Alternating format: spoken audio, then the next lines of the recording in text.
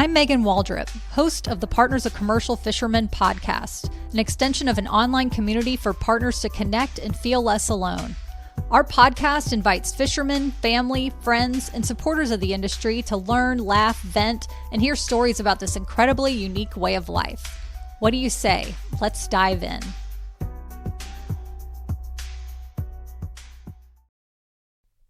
Hey POCFs, welcome to another edition of the Partners of Commercial Fishermen podcast. I'm your host, Megan Waldrop, and I am at a countdown of about 10 days until my fisherman heads out to Bristol Bay. I'm sure some people out there are already feeling the longing and the love that they have for their fishermen. I know one woman in our private group chat just said goodbye to her fisherman a couple days ago, and they had just gotten married, and it's hitting her hard this year. And I totally feel that. When Chris and I first got married 3 years ago, that summer that he went to Bristol Bay, I was real sad. I mean, I couldn't even really enjoy myself at a 4th of July barbecue party that I went to with one of my best friends. I was just kind of sitting there like, are we ready to go? I'm ready to go now.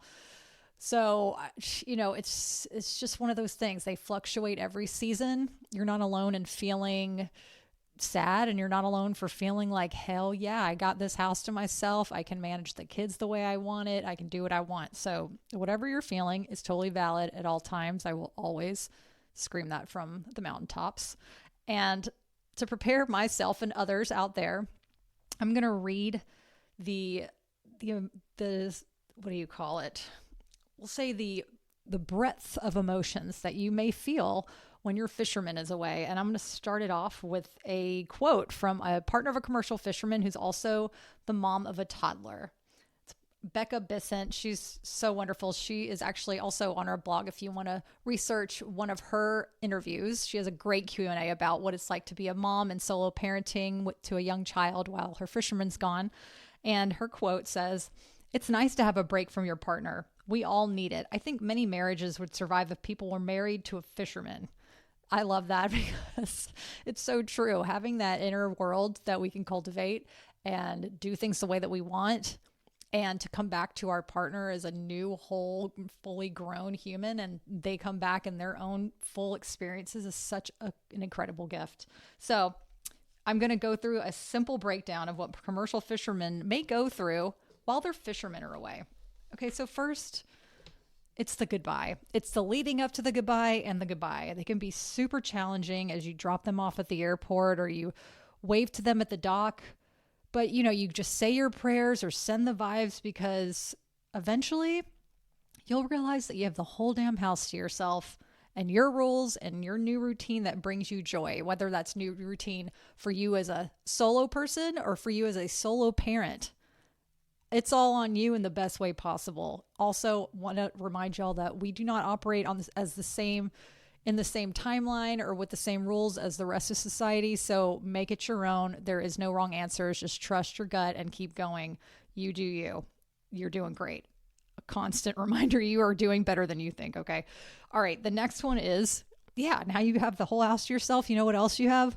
You don't have to ask anybody what they want for dinner. You can, or breakfast or lunch. You can make whatever the heck you want. You want to eat cereal? Go for it. You want takeout a couple days in a row? Do it.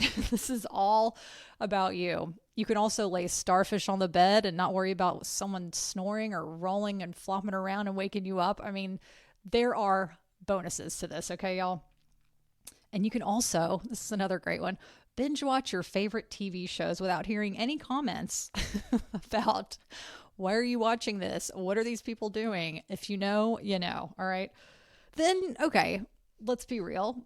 Then for me, it's about the 2-week mark. Traditionally, it's been about 2 weeks, but eventually the bachelorette honeymoon may wear off a little bit and you miss your fisherman, but you don't have to worry because you're not alone. We have the lifestyle blog, and also there is a whole group of partners of commercial fishermen right there with you. And you can connect with us in our private communities, whether in the private group chat or in the private forum that I've been shouting from the rooftops as well. I've been shouting a lot, I guess. I need to get a megaphone with all this goodness. But I would love for y'all to join us. If you go to the POCFpride.com and go to the register page, you can sign up for either. And it's the private group chat is just so much fun. It's real-time conversations with partners of commercial fishermen that have been there, and you can just talk about whatever you want.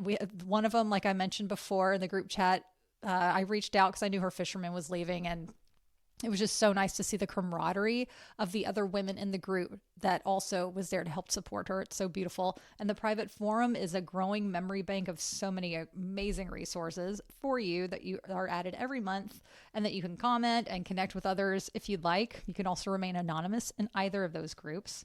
So I digress. However, when that bachelorette honeymoon wears off, or if it does, we got you. That's what I'm trying to say. And then you might remember that you haven't heard from your fisherman in a while. Real time, maybe 1 or 2 weeks, and you start to panic. Rightfully so, but give it a few days, okay?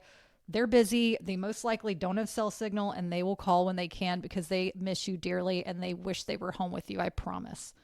Then, the other funny emotion that can arise is they call. Praise the Lord. You're stoked to hear from them. They're alive. Of course they are. But the phone connection is terrible.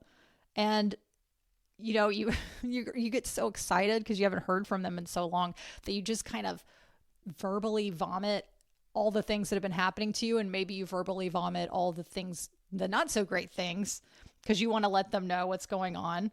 And then all of a sudden the phone cuts off and you weren't able to tell them all the sweet nothings about how you miss them and how much you love this relationship and all the great things that are going into your life. And so, the phone ends right before you can say all those things, and the guilt begins. Don't let it eat you up, because we've all been there, believe me. And then there's the other scenario where they've got nothing to report except for some fishing info. And then you've kind of exhausted all your stories, and then you're just kind of like, cool. Well, it's like an awkward silence. I always equate it to the scene in Dumb and Dumber where he's coming out of the convenience store. There's 2 dudes standing by the car, and he's like, big gulps, huh? All right, well, see you later. Like, that's kind of how it is. Chris and I even quote that sometimes when we're on the phone with each other, because sometimes it's like, cool. All right, love you. Bye.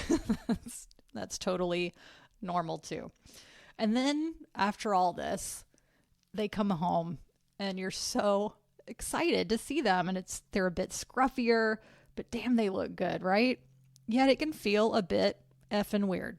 When Chris returned home after the first 2 seasons, it took me a full 24 hours plus before I got comfortable with him again. It was kind of like, he got off the plane and I kind of wanted to shake his hand and be like, I'm Megan. Nice to meet you. I think I've said this before, but it is that awkward sometimes. You're like, oh yeah, I haven't had your being next to me, and I don't really know how to operate in a coupledom again, but don't worry. It's totally normal. This will eventually fade, and it's totally natural because you're used to doing your own thing and they're used to daily boat life, and it just can be awkward. And so just know it takes time, and you'll realize that your relationship strengthened because both of you had time to grow as individuals and come back together as a team better than ever. And once they settle in, and once you settle in, you guys will find your flow again. It'll be great. So yes, I wanted to just reiterate these emotions because they can fluctuate. You can feel all of these at one season. You could feel none of these. You could feel a piece of these. Either way, it's totally valid. There's nothing wrong with your relationship. If you're feeling like something's off, it's just because it's been a while, or also they haven't been in a home. They've been on a boat. So, excuse me, they're also getting used to probably indoor plumbing and not using baby wipes. I mean, let's get real, or getting used to fresh cooked food instead of packaged food, and you're getting used to sharing the bed and asking someone what they want to eat. And that's okay. So this is part of what makes this life so incredible, is that, when our fishermen leave, our lives do not end.